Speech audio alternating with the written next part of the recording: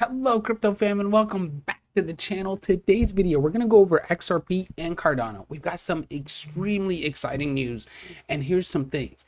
The market is shifting. We are seeing some good rebounds, and that's how we're going to benefit in regards to this crypto fast moving industry. Right now, look, here's what we do know. Bitcoin did dip below the 95k. Here we can actually pull up the chart and we can look at the actual stat. So here's what we did see here. Bitcoin did dip down below the 95k, right? We went down from here to here about 4%.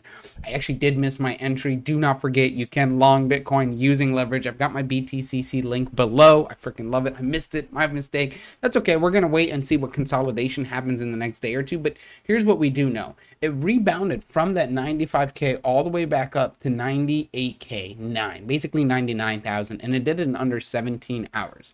And of course, that's the power of crypto, right? So we literally gained 3.3% in under 17 hours, and it took it back all the way up almost to 100,000, which is why we're getting a lot of people going, we're going to get to 100,000. But more importantly, this shows market resilience. It shows that people are supportive of Bitcoin. The market is still got ways to go up, and it is not taking a big plunge down like it used to, right? So it shows that there's also institutional money supporting it. Now we take that news into Cardano, right? Cardano did test out $1 and about 90 cents, but it rebounded, of course, right back up to $1.07, and that's 13%. And again, under a full day. Again, only in crypto. If we take it from the low nearest time, it went up to in 17 hours 14%. Again, you could have leveraged that with BTCC. The link, of course, is below. You could have done 100% on that just from a single play if you would have 100x'd it. And obviously I'm doing quick math, so there's a lot more you could have made from there. Now the short-term targets for me are going to be the $1.15 as long as it breaks up against that high. And of course, we are waiting on Father Bitcoin to do that. As long as Bitcoin does do that, it's going to give the rest of the alts the opportunity. Here's a big thing too. We noticed that Bitcoin dominance did fall a bit, and we want that because that would make it altcoin season, which until then becomes meme season for us. And if we go to XRP, we had the same type of drop. This one's drop was a little bit heftier at an 18% gain. Obviously, too, something to think about. The cryptos that are going to be more volatile are the ones that have either A, a lower market cap, or B, a lot more eyes on them. Ripple definitely has a higher market cap, but there's a lot more eyes on it. You guys, we've even seen rumored news that the US government will use Ripple as its currency, which I don't know if that's true in any way, but it's something to think about and to keep in mind. But it did find its support down here. Right, we're looking at it roughly in this area, $1.28, $1.30, and it's finding its resistance up at $1.53.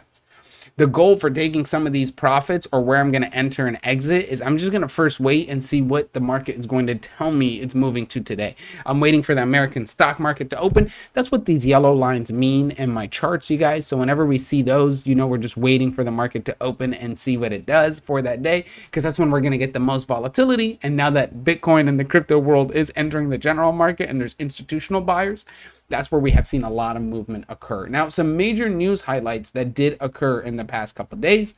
One, SBI Holdings and Franklin's Templeton, they're also exploring XRP ETFs.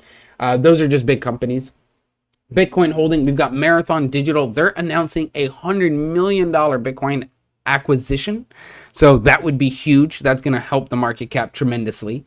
Not tremendously, I should re-say that, but it will help. It will give us a couple of percentages up, right? And then we've got gold versus Bitcoin. Right now, China discovers that $83 billion of gold reserves, emphasizing Bitcoin's finite supply. What that basically means, and my understanding of it, is that China is getting into the Bitcoin market in regards to making some of that be some of their strategic replies. We have not seen them actually do that yet. We haven't seen proof of it, so it's one of those waiting things, but that could be the catalyst that gets it past 100K. And here's the thing you got to understand. Once we're past that 100K, liquidity will be huge to enter the altcoin market. Now, some key insights I've written down here. Bitcoin 95 to 97.5K. That's where we're going to need to keep watching. Right now, that's exactly what we're hovering around.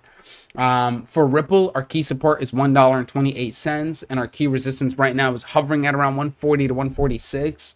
And then also think about this, the $83 billion in gold reserves. Now that they're highlighting Bitcoin's scarcity, it seems to me like countries like China might actually adopt it and end up buying it as its reserve currency. We don't know, but that is something to think about. Some questions I want you guys to think about besides making sure you're subscribed, all right, and you're using the BTCC link below. And more importantly, if you're trading DeFi, I keep forgetting, we own a company called BC Management. The link is below. We will help you calculate your DeFi taxes and give you a full-blown breakdown of all of your transactions depending on the package you have with us, but we'll get you taken care of. You need to make sure you're prepared for taxes, so definitely click that link below, or you can directly telegram me and I'll help you out in any way. Now, things to think about: how do you guys think the XRP ETF could impact institutional adoption? Right? What do you guys think? I want those comments below. And what benefits do DCA strategies offer during this crypto volatility, you guys? Like, I'm a huge DCAer. I tell you guys that if I'm not day trading it, I will DCA it. I'm still DCAing into Ripple, even though it's had a big shot up. Why? Because I do believe it in the long run. If it does do what the government, some of these news articles are saying that the government will do with it, that could take it to a $4, $5 price point. And it's not just about the gains. It's about supporting something that could hopefully be a long-term financial investment in regards to retirement, right? That's always something I try to think about.